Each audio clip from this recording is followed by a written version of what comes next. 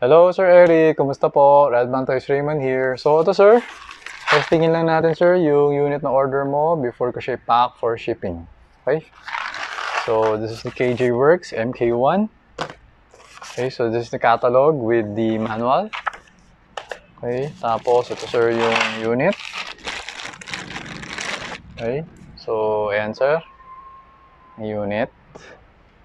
Cut natin. Okay, top view. And then, bottom view. Okay? Yan. So, tanggalin muna natin yung magazine. Okay. Tapos, lagyan natin ng, wait, check ko muna kung okay. Okay naman.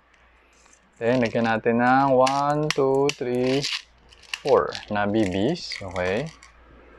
Tapos, lagyan natin ng green gas. Okay. Tapos, pasok natin.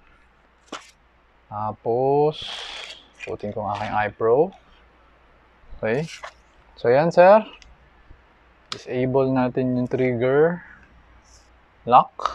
Okay. So, ito na. Firing. 435.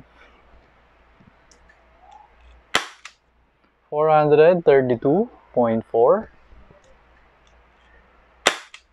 432.4. 430.1.